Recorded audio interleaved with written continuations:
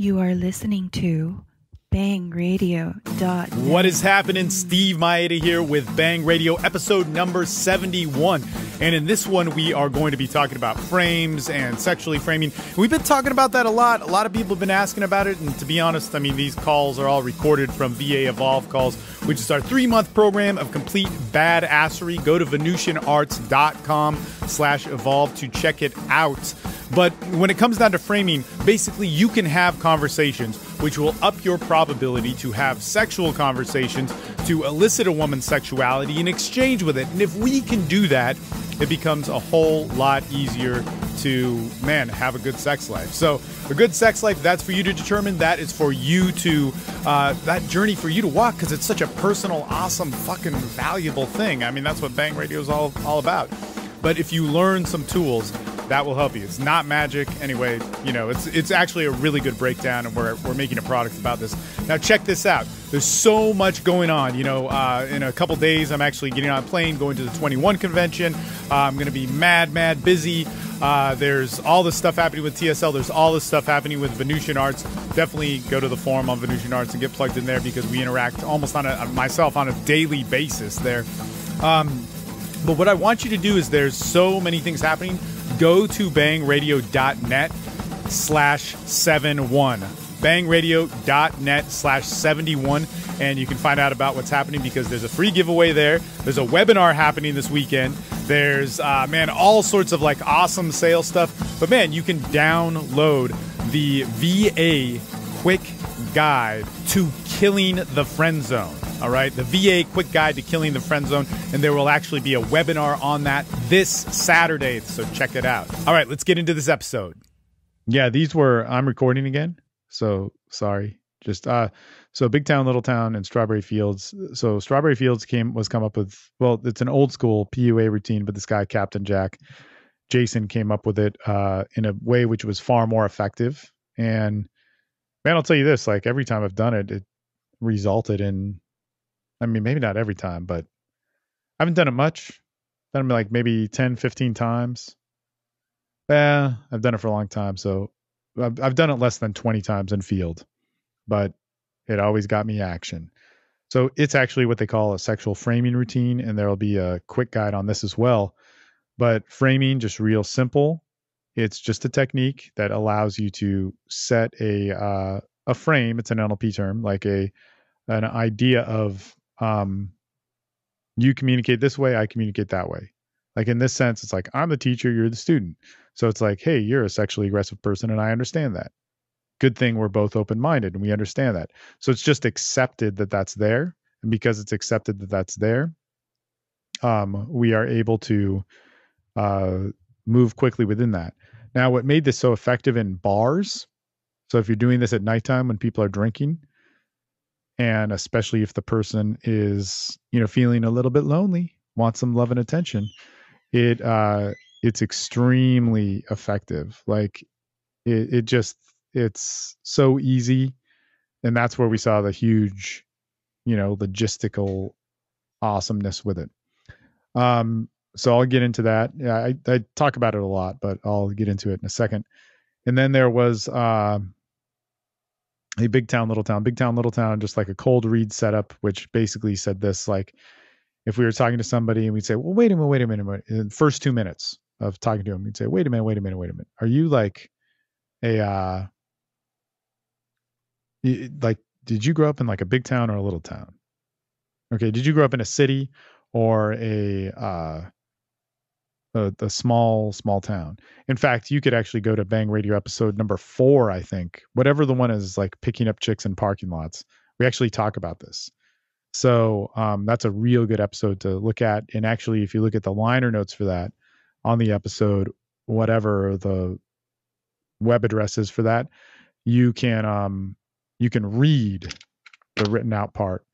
But basically, if you're in any situation or whatever, and talking to anybody, high stimuli, low stimuli, whatever, did you grow up in a big town or a little town? And ideally, you want to pick from yourself what you grew up in. And so I could say, man, I grew up in a city, but it was also adjacent to a small town, and the mentalities were so different within there. And so then you can start cold reading and just say something like, did you grow up in a big town or a little town? Oh, you grew up in a big town. Ah, so you think, you think fast and you value these things or whatever. Man, how did that affect? Have you ever been interactive with people that grew up in like a real small, intimate community? Like it affects their personality and da da da. So a lot of times what I'd get were clients who grew up in small towns. And so they'd say, did you grow up in a big town or a little town? And the person would say, whatever. You do a little cold reading with that, but then they'd say, well, I grew up in a little town and it made me really understand people better and be closer in these situations and, those sorts of things. So it was a way to talk about themselves as well as to be able to talk about themselves, but also like connect out with the person more. And actually you could, I guess, cold read essentially more. The main thing is small town, more personal, more friendly. Things go at a slower pace. Big town, faster, more efficient, quicker thought, more value on like stuff working and good work ethic and stuff like that. Now, the Strawberry Fields thing is a sexually framing routine. So there's all sorts of these. You could look them up, but look at how CJ wrote them. So if you look up Captain Jack's old stuff, that's probably the best way to go. Ask anybody in the group for it. Ask people on the Facebook group for it because they'll give you the whole archive of it. There's a lot of people who are fans of them. There's actually a guy, Matty Lee, who's an instructor in Brisbane, Australia, who old school stack guy from me, but I remember when he got it, he had gotten his birthday money and he's like, I want the stack. I don't want anything else. And so yeah, he got it and then studied CJ's stuff really, really to the core. And I worked with CJ personally, probably more than most. No, really more than anybody. But Maddie studied his stuff. And when I talked to him, I'm like, wow, you're like talking to Jason. This is bizarre. So I've augmented and adapted it to my own sort of ways. But what's interesting with that is it's real simple. Like he did one called Rings on Fingers as well. And he would say this within probably 30 seconds to 2 minutes of meeting somebody and say, oh, you have like interesting rings that you wear on your fingers. Man, there's like, you can tell a lot about a person's personality from what rings they put on their fingers. Like this one you put here. And so for each ring, and if they just had one, he'd make it usually the sexually aggressive one, but he'd try and hit a frame. So for 3 or 4 rings, you could do this with articles of clothing too. The whole thing is that they accept it. You say, oh man, like, it's interesting. People who wear really colorful clothes during the week, man, they kind of think in a different way. And so really with setting this frame, you want this person to agree to it. So you basically say, well, like, okay, so a lot of people during the week work and all this sort of stuff, and people who think outside of that box, they're usually the ones, and tell me if I'm wrong here, are the ones who think like they're more open about relationships, but sometimes it can get you off. Like you might get like your sexual urges, I'm not trying to say anything fucked up here, might get you in trouble more than your friends. Like because you just want to go for it all the time. Sometimes you don't give a fuck about what your friends think. That's essentially setting a frame, right?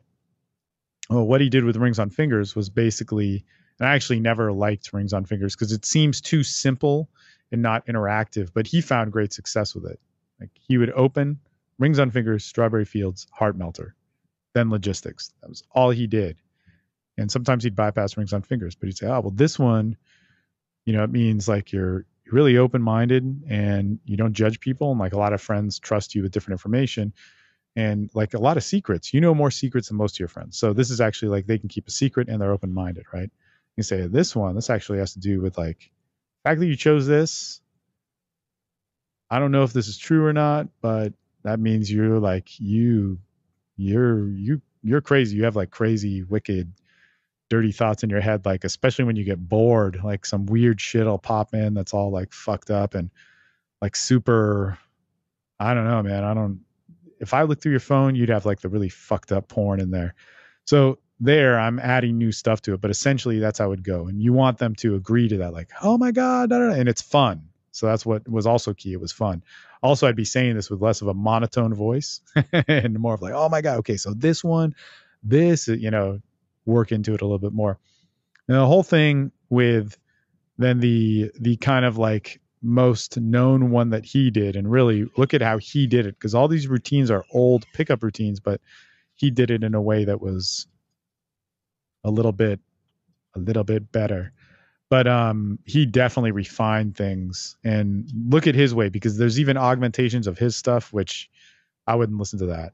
It's like, oh, you take the succulent strawberry and put it in your mouth. Fuck that. Do it how he did it. And so how he would do it, and I even augmented rings on fingers. So whatever. You'd have to look at his stuff. But I have a lot of experience too. Um, but with Strawberry Fields, it was basically like, okay, you're walking down these strawberry fields, you come across it. You basically say, before any of that, you say, hey, take it easy, man. Have a good one. Before you do it, you should say like, well, hold on 1 second. Like, I don't know if you're cool or not. You seem pretty cool, but I'm not so sure yet. Come here for a second. So actually, after like 20 seconds to 2 minutes of meeting them, you want to isolate them. And you should just always be doing that for the sake of life. And you would say something like, okay, well, look, you're walking down these strawberry fields. You come across a fence. How high's the fence? Show me with your hands. They show you and you go, oh my God, awesome. They say, okay, so how many strawberries did you eat? And then they say however many, and you go, oh my God, I can't believe you said that. Like, geez, my mom would be so offended. I'm talking to you right now. You're too fucked up. And they'd be like, well, what? Tell me. And then you say, well, okay, well, what about the farmer? What about like, and then they say, well, because they're so worked up about the strawberries, they'll say something like, well, what? Tell me about the strawberries. So it's like they're avoiding the farmer or brushing over it. Anyway, the whole thing is then in the read, you basically say, well, look, at first you talked about the fence. That has to do with your ambition, your goals, and your drive. And you said this high, which means it's not too high that you fail and you set yourself up for failure, but you actually choose like really good, like nice ambitious goals. And it's not too low that you're not motivated. With strawberries, that actually has to do for like your impulse, and like a lot of times it has to do with your sexual behavior and appetite. And you said 1 or 2, or actually I had one time a girl said, she's like, I eat none and lie down in the field. And she was actually like one of the most sexually aggressive people I know. But you just go, and you said whatever. You said none and you lie down in the field. And so you just submerge yourself in crazy stuff. So you got to be a little bit more creative. But generally what happens is they'll say, I ate 5, or I ate 10, or I don't stop eating them. And so there you would say, well, most people feel bad about being over the fence, and you ate like 2 or 3 or 10 or 100 of them or whatever. And so you'd have me like tied up with whips and chains, and your idea of like fantasy date night is like this fucked up thing that will get me a sex offender charge or something like that. So you're joking about it. Of course, you're saying this with joking tonality. I'm trying to rush through it here really quick. Then you say, well, and remember in the setup, when they talked about the strawberries, you're like, oh my God, I can't believe this shit. Da, da, da, da. You're sick and twisted. And they're like, no, tell me. Then you say, well, what about the farmer? So it's very important that you say it in that way. And with that setup, because they brush over the farmer, because that sets the second frame of them doing what they want and seeing sex as a certain way is an independent thought. And so basically, and man, the more I get into this, the more I see how stupidly bought into they were about these ideas, because you could achieve these frames in very simple conversational ways by simply saying it rather than doing all this shit. But Strawberry Fields, easy routine to get and fun to do, very consistent, hits all the right things, but there's just easier ways to do it. But anyway, you would say basically with that is, like something along the lines like, oh, well, man, you said with the farmer, you just didn't want to hear about it. I wanted to hear about the strawberries. And that actually has to do with, society and the image of how you're viewed with your sexuality. And you'll be independent and not give a shit about it. That's awesome. Like few people are like that. That's like fucking crazy. So, you might get all crazy with boyfriends and whatever and da da da da. So essentially the frames that are hitting is you're like really sexual in a private way. And even if it goes against the grain of society, you'll do it. You know how easy that is to say to people? I mean, it's like, wow, man, you're like a really cool person. I just met you and talking to you, but like, look, I'm not meaning this in a fucked up way or anything. And I think I'm right. And tell me if I'm right. Because it would be real cool. Like, I just think I understand you. I love people like you. And you could just say that. You could say, look, you are somebody that is really, you can be really sexually aggressive in a very unique way. But the thing is sometimes it's weird and sometimes it's off and sometimes it's crazy. And I'm not judging you in that. But when you're in that mode, you don't give a fuck about what other people think. And that's rare. Like, how old are you? You're 19. How old are you? You're 26. Like, most people I know, all they do is care about that.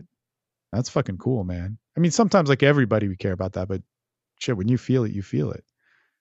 And you could state intent.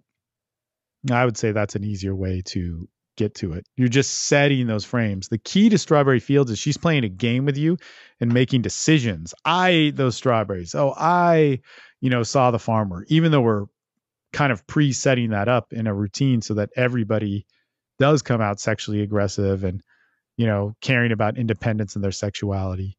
Man, it's so much easier to just get some rapport and say it, I feel. But if you hit those, that's the important thing. If you hit those, and especially when you're in a bar, alcohol's involved, you're talking to a girl that is a little bit more like sexually looking for it, it's pretty much all you need. Now, if you're in public, the girl's a little bit more satisfied, not going to work the same, so that's part of the deal with it. So hopefully that was helpful. And that actually had to do with cold reading too, because it's like, how high's the fence? Show me with your hand. It's an important thing. If you want somebody to, what's key in that cold read, it's like, if I were to set up Strawberry Fields, I'd say, all right, I'm going to ask you 3 questions and just tell me what you say off the top of your head. I don't want you to think about it. So much easier to cold read, because if I say, okay, but I want you to make a really careful decision, then they think about it, and then I say, well, this is what it means. And they're like, well, no, it doesn't mean that. I thought about it. But if I get them to react to it, say, man, shut the fuck up. Tell me the first thing that comes off. Oh, okay, you can't play that game. You're going to think, I already hate you. I don't want to hate you. Okay. All you have to do for me to not hate you is just listen for a second. You'd make a horrible wife. Jesus, you'd be walking around with 2 black eyes the whole time or something, or whatever shit, right? And then you want people to decide fast. Show me with your hands. Show me this way. Okay. Turn around in a circle. No, just joking. That had nothing to do with it, but just wanted to see if you do it. So you're doing these things not necessarily to gain compliance, not necessarily to gain whatever. It's just so that that person can think in the moment and own that moment, And there's a part of them that may, if it is true for them, you'll be talking to that. You're not making any of it. You're just working with what's already there and bringing that stuff to the surface as quick as possible.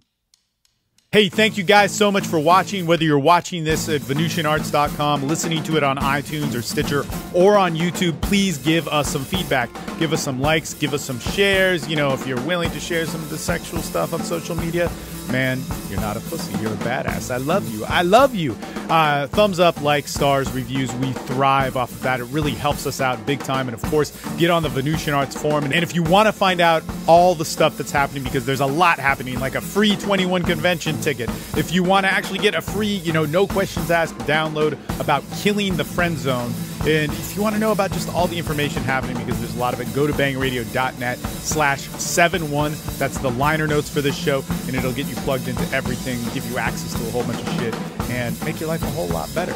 In any case, Steve Mayeda here, signing off, man. Take a ride with us. Subscribe to Bang Radio on iTunes and Stitcher, and man, show us some support, and we'll keep showing the love your way.